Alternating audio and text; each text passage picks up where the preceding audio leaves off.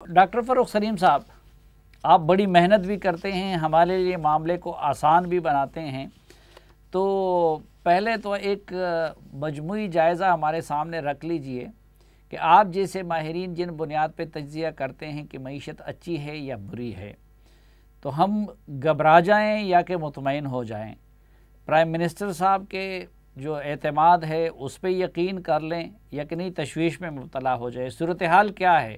देखिए साफ़ी साहब, पहली बात यह है कि मेरा मशवरा आपसे ये है कि मईशत दानों से आप जितना दूर रह सकें उतना दूर रहने की कोशिश करें। ये जी मईशत दान जो हैं ये वुज़रा के कानों में, इवन वज़ीर आज़म साहब के कानों में ऐसी ऐसी इस्तिलाहें डाल देते हैं जिसका आम आदमी से कतन कोई ताल्लुक नहीं।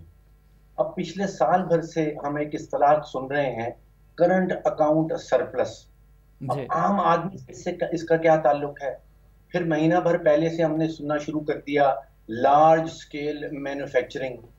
फिर वो स्टॉक मार्केट की बात शुरू हो जाती है कि स्टॉक मार्केट बड़ी तेजी से जा रही है। इन इस्तिलाहों का आम आदमी से कतन कोई ताल्लुक ही नहीं है। आप अगर पीटीआई का अपना मैनिफेस्टो जो 2018 में उन्होंने इलेक्शन मंशूर दिया था उसको निकाल के देख लीजिए, तो पूरे के पूरे मंशूर में करंट अकाउंट डेफिसिट के बारे में कोई एक वादा भी नहीं किया गया, नॉट वन। और जहां पे इस्लाहात या रिफॉर्म्स का जिक्र किया गया, कोई 46 मरतबा मैंने गिना है, 46 टाइम्स रिफॉर्म रिफॉर्म रिफॉर्म, इस सेक्टर में रिफॉर्म, उस सेक्टर में रिफॉर्म। तो करंट अकाउंट सरप्लस का, करंट अकाउंट डेफिसिट का आम आदमी से कोई ताल्लुक नहीं है।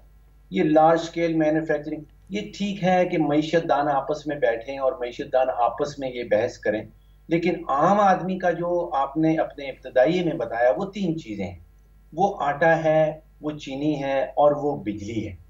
अच्छा, फिर आपको कोई मईशत दान नहीं चाहिए जो आपको ये बताए कि हमारी मईशत किस सिमत में जा रही है, अच्छी जा रही है या बुरी जा रही है।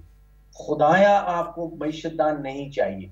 आप अपना जो आपके सामने कैमरामैन खड़ा है, जो आपका प्रोड्यूसर है, जो बिजली का बिल देता है अपने घर का, जो आटा खरीदने जाता है, जो चीनी खरीदने जाता है, इन लोगों को पता है कि मईशत किस सिमत में जा रही है।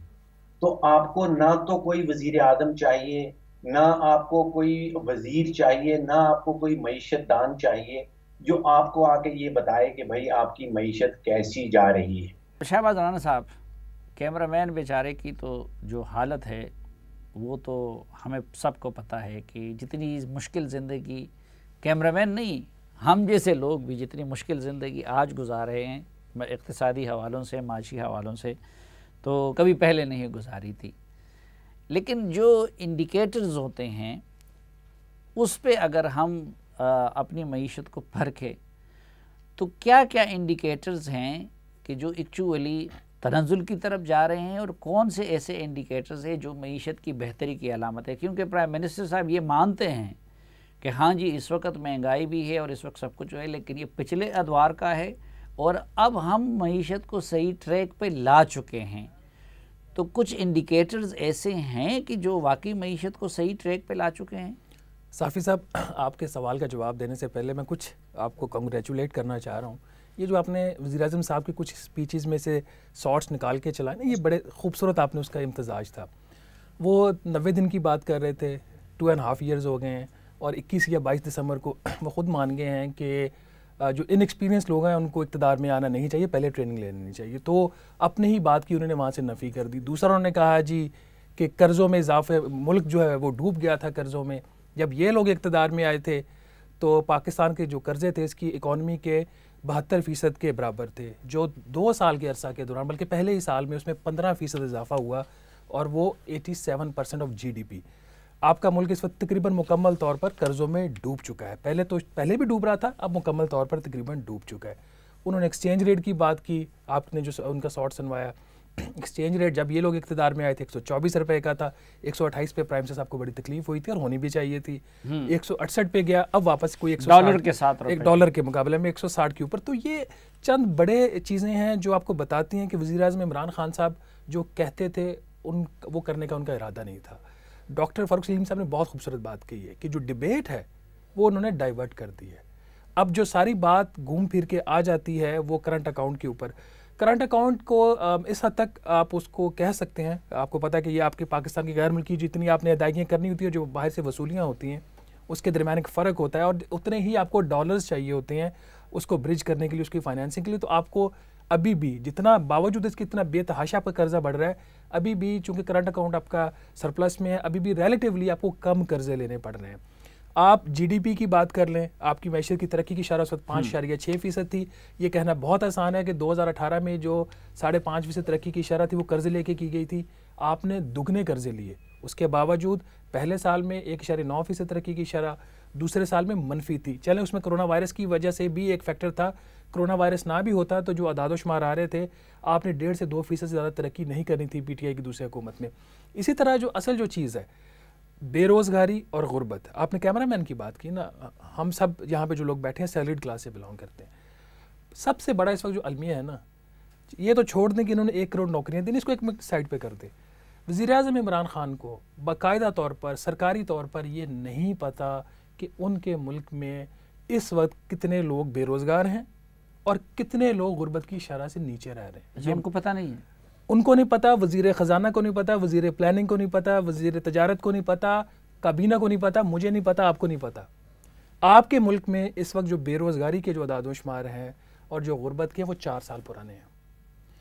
اس حکومت کو اقتدار میں آئے ہوئے 2.5 ایئرز ہو گئے ہیں, انہوں نے ابھی تک کوئی ایفرٹ نہیں کی کہ آپ کو نمبر پتہ چل جائے. آپ ترقی کیسے اپنی کرنا چاہیں گے میئر؟ اچھا مہتاب صاحب, یہ پہلے تو کہتے تھے یار چور ہیں, چوروں کی حکومت ہے, وزیر اعظم بھی چور تھے تو اس لیے یہ پیسہ وہ چوری کرتے تھے. اب ان کا دعویٰ ہے کہ جی نہ وہ چور ہیں نہ چوری کرنے دے رہے ہیں. لیکن ہمیں فاروق سلیم صاحب روزانہ اعداد و شمار بتاتے ہیں کہ بھئی اگر آٹا اتنا مہنگا ہو گیا ہے تو اتنے 100 ارب روپے یہاں پہ چلا گیا ہے. آج انہوں نے بجلی کے حوالے سے دیا ہے کہ بھئی یہ اگر ہوا ہے آئی پی پیز کا تو اس میں اتنے ارب روپے چلے گئے ہیں. تو یہ جو ہر چیز مہنگی ہو رہی ہے اور تو یہ پیسہ کہاں جا رہا ہے؟ دیکھیں سر, میں آپ کو بنیادی بات بتاؤں کہ دیکھیں عمران خان صاحب نے تبدیلی کا وعدہ کیا تھا, لیکن انہوں نے یہ نہیں کہا تھا کہ اچھی تبدیلی آئے گی یا بری تبدیلی آئے گی. اب یہ پاکستان کے لوگ بتائیں گے کہ اچھی ہے یا بری ہے. میں صرف ریکارڈ پہ کچھ چیزیں آپ کے سامنے رکھ دیتا ہوں. دیکھیں پیپلز پارٹی کے دور میں 6,000 ارب روپے آپ کا ٹوٹل ڈیٹ اینڈ لیبلٹیز تھیں. جی مشرف صاحب کے زمانے میں. جو پیپلز پارٹی کا دور ختم ہوا تو یہ تقریباً 13-14 ہزار بلین تک پہنچ گئی. ٹھیک. پھر نون لیگ کے زمانے میں یہ 29,000 ارب روپے تک یہ پہنچی. تو یہ کہا گیا کہ 13 سے 14 ارب روپے, 1,000 ارب روپے کا اضافہ کیا گیا. ان کے 2 سالوں میں وہ 44.5 ٹریلین تک وہ پہنچ چکی ہے. یعنی اگر 5 سال ان کو پورے ملتے ہیں تو یہ پاکستان کے جو پبلک ڈیٹ اینڈ لیبلٹیز میں اس میں ایک ریکارڈ بنائیں گے. ایک تو پہلے یہ ریکارڈ جس طرح تیزی سے یہ جا رہے ہیں ایک نیا ریکارڈ بننے جا رہے ہیں.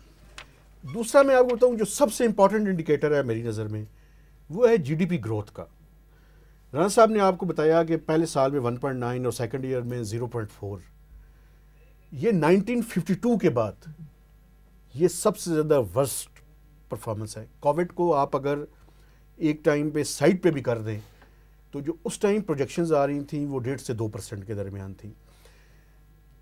انفلیشن کو اگر آپ دیکھیں جو کہ پرائس ہائیک جس کا حوالہ آپ نے دیا شروع میں, مہنگائی سمپل ورڈ میں, ان کے 2 سالوں میں ڈبل ڈیجٹ کے اندر رہی ہے. نون لیگ جو کہ جن کو بقول ان کے کہ وہ کرپٹ تھے, ان کے آخری سال میں 4.5% یعنی 4% کے لگ بھگ تقریباً وہ تھی.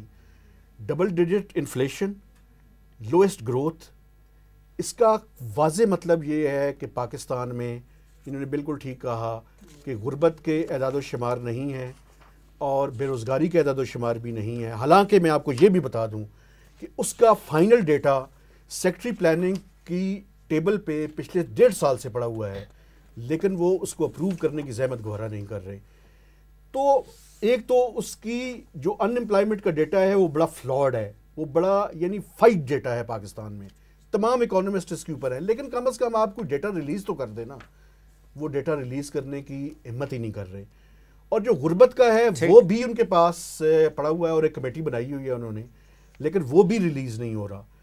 تو یہ تمام کے تمام جو ریکارڈ ہیں یہ ہسٹورک ریکارڈ ہے. اور آخری بات جو فسکل ڈیفیسٹ ہے, بجٹ ڈیفیسٹ, یعنی آپ کا انکم اور ایکسپینڈیچرز کا جو گیپ ہے وہ بھی ماشاءاللہ ایبسلوٹ ٹرمز میں پاکستان کی ہسٹری میں اتنا نہیں ہوا جتنا ان کے زمانے میں ہوا ہے. اور اسی وجہ سے آپ کو قرضے لینے پڑ رہے ہیں, حالانکہ یہ کہہ یہ رہے ہیں کہ ہم پچھلے قرضے ادا کرنے کے لیے ہیں.